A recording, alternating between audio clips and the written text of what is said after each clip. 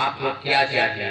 कहीं हमें कुछ चाहिए वही नहीं, हमको केवल मात्र जो है 3 पग भूमि चाहिए। तो कहीं मांगे भी तो वही इतना 3 पग भूमि। अब जैसे आप छोटे हैं तो छोटी बुद्धि हो तो आपके पास है। जब कुछ देर वार्ता हुई तो भगवान की लीला तो भाई जानने में तो कोई समर्थवान है नहीं।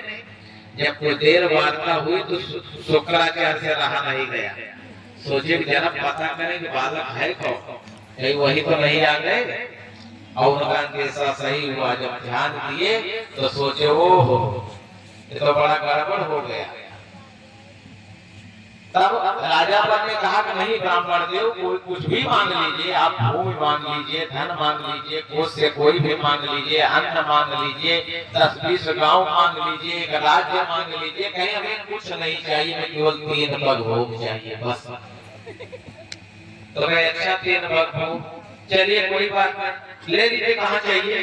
कहीं इस तरह से नहीं, बिना संकल्प के नहीं, संकल्प करा करके ही लूंगा।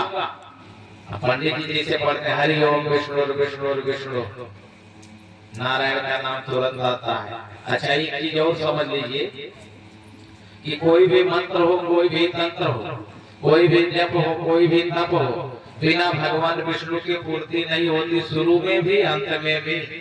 हरि ओम सबसे पहले, नारायण सबसे पहले प्रथम रहते हैं, नारायण प्रथम अवंत में प्रथम। इसलिए जीवन में हमेशा राम नाम ही तत्व जो है जीवन में समाया रहता है।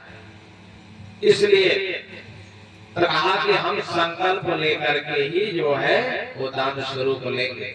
राजा वर ने कहा ठीक है पहले, अब शुक्राचार्य जी ने कहा कि नहीं पहले पूर्णाहुति कर लीजिए, क्योंकि शतक क्रतु आप कहे जाएंगे, ऐसा शतक क्रतु जाए पीछे पहले ब्राह्मण के मन की पूर्ति करेंगे, क्योंकि इनको 3 पग भूमि चाहिए, जमीन चाहिए।